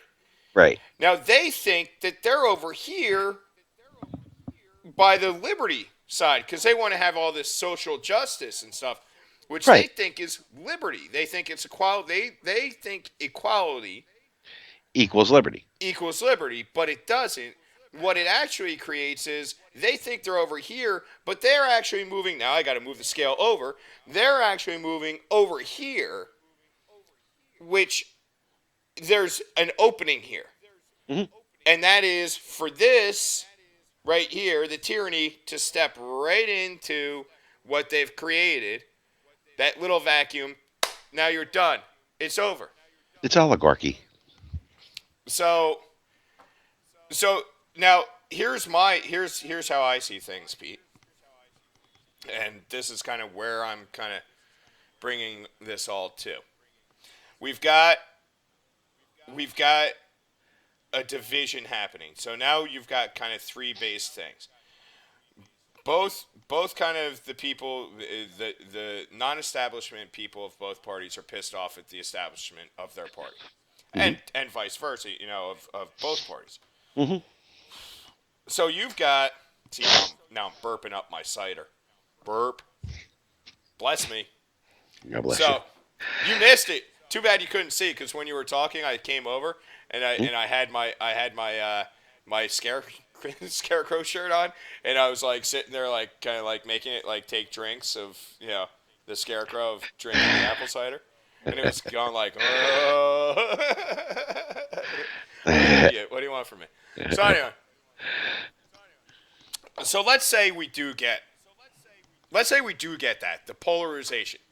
Let's say we get a Rand Paul or a Justin Amash, which I know it won't be Justin Amash. I'm just giving out, certain people. Tim Scott, Ron Paul actually endorsed him, and Ron Paul does not endorse a lot of people. Actually endorse all three of the people I just mentioned. So let's say you got Rand Paul versus Elizabeth Warren. Mm-hmm. And let's say Elizabeth Warren wins. I think it's time for us to start pushing for a divorce from the country. Yeah. At that point, I think it is time to really, really, really, really, really, really start pushing for a secession, or a civil war, or something. Because the only way that fucking walking eagle bitch, and you know why we call her walking eagle, right? Well, she's from the Shwug tribe. Well, yes, she's a Native American supposedly. Okay, so she's got it on 1/100th of 1,000th of a percent. And the reason her name is Walking Eagle is because she's too full of shit to fly. Yeah. Okay. So if Walking Eagle wins, then I don't see because we'll already have the diametrically opposed sides. Well, we already have it. And we already have it. We already have it, and to tell you the truth, it's entrenched at this point. I don't think that we have to wait for any election. They've been chosen already. Oh, yeah. I don't think we'll even see a Rand Paul. There's just I hope so. Don't get me wrong. I hope it happens. I hope that we get that message out there. But it's not going to happen. It's been chosen already. They're going to get like a Walker, or God forbid a Bush, or even worse, a Santorum in there. Santorum doesn't have a chance. Don't be so sure. Stranger things have happened. That's what they said about Bush. So, and look at what happened there. I don't think Santorum stands a chance, but anything's possible. Yeah, I just can't see unless it's I'll even go as far unless it's even like a Cruz who's going to announce, by the way, on Monday.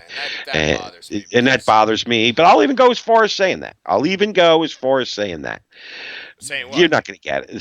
Saying that even a Cruz, because we do have problems with him. Not so much with what he says, but what he does. Mm-hmm. and who he's married to. Yeah. So there's a lot of questions there.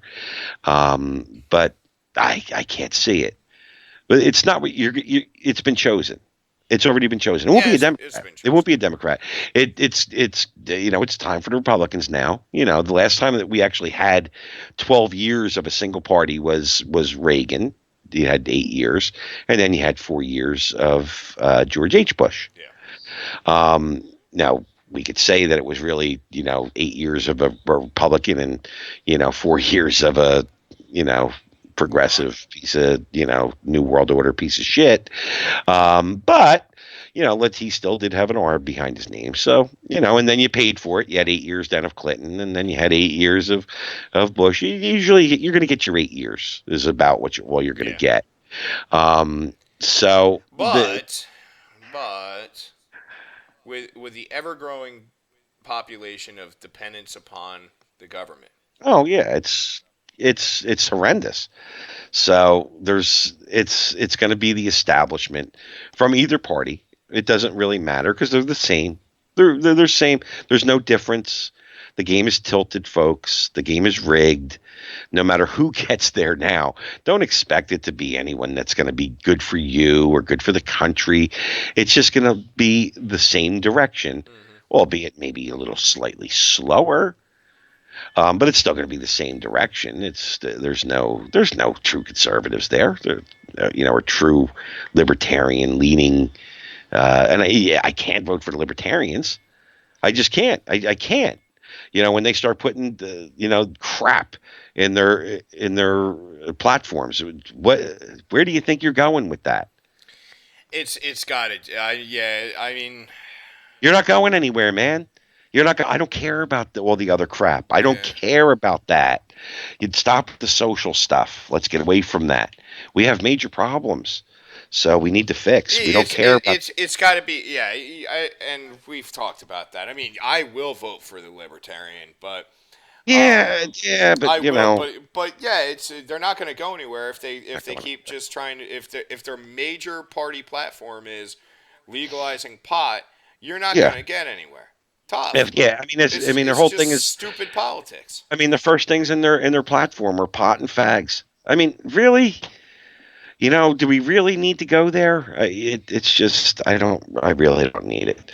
So I'm fed up with everybody. I mean, the social aspect they need to focus on. They just say, look, we're for people having the right to choose how they want to live their life. That's it. How about not even mention it? We're just against. We're for the right of everyone to do as they please in a social environment. It's up to the states. That's what I want to hear. Yeah, that's what I want to hear. Yeah, anything other than that like is that. you're crazy. Like that. And then focus on your fiscal, on your governance, or your lack of governance, which would ring very, very true, or to a lot of people. A lot of people would embrace it, but a lot of people aren't gonna, and that's the whole thing. When people are looking at, rising food costs, their job is paying them less than it used to. Their dollar doesn't go as far. They're worried about taxes. They're worried about everything else. People don't give a flying fuck whether gay people are getting married and getting stoned at the same time. I mean, no, they don't give a shit about that. I mean, I don't care if they do it. I don't care if they do it while wearing chicken suits. It doesn't matter to me. I almost might watch gay guys have sex if they were in a chicken suit. It might be funny. I might actually watch it. I might kind of like blur out the little, but it might be funny. Just be like, rah, rah. But they got to be making chicken sounds. Although I got to tell you, with any of it, I don't think we're going to get that far. I think we're really coming to a fork in the road here. One of two things, or both things, or three things are going to happen. I think we're real close to a world war. We're extremely close to a collapse. Yeah. It gets more and more evident every day. There's no turning. We're on the path, man. Pete, and this is something I know we've been saying for a long time, because I've been saying it long before we knew each other. What do you think they're going to do when things do fall apart economically? What are they going to do? They're going to have a war. Yeah. They have to, and it's got to be a big war. Oh, it's got to be big, big, big. And we're setting up right now. You could actually say that we're just waiting for the Archduke Ferdinand moment now. Yeah. 'Cause there's stuff going on everywhere. Yeah, there isn't a cold spot anywhere. They intercepted some Soviet jets, fighter jets, and what was that? Ukrainian airspace or something? It's Finland. In Finland? In Finland and Norway, and of course it's over in Ukraine is going hot. It's insanity there. Yeah, the entire Middle East is insane. You know, I don't know if you know this, but Japan is in talks right now with China to go in to dump us and go in with the Asian banking cartel. Well, that's I mean, it's all I know is I won't be. And it's because they're scared. It's because they're scared because I mean China's been really pushing. Oh, China will just override. I mean, look, they're hedging their bets. Oh yeah, that's what they're doing. They're like, crap. I mean, if we keep siding with the United States and China's, things get hot, China's just going to take us. Oh yeah. And the U.S. isn't going to bother with us. They're going to have Russia to deal with. Sure. It's there's too much. There's really just too much. So, anyway. But I mean, I'll tell you what. Talk about that more on the next show. That was about the different. You can even look and see it. As a matter of fact, Glenn Beck, I didn't even get to see it, but he had a special on the Blaze. There's always a special on the Blaze, but it was called the Armies of Armageddon. Now, of course, he does things from a religious bent, but he's called a lot of this stuff. I gotta give it to him. I gotta because he gets all sorts of from us. So. Not just from us, but he obviously steals from lots of people. So, but I mean, he's the only one that called this whole caliphate thing. He's the only one that really talked in earnest about what was happening in the Middle East and pulled no punches. I will give him credit for. I mean, he called it to a T. So which was funny because lots of people made fun of him. All throughout the media, they're like Glenn Beck and the caliphate. Yeah, he doesn't know what he's talking about. Yeah, no, he knew exactly what he was talking about on that. Whether it was his original idea, I don't know, but I think it was because nobody else was really talking about it. They knew there was issues, but they didn't really go in that in depth. I mean, he brought some of this stuff all the way back to the Ottoman Empire, which I was amazed.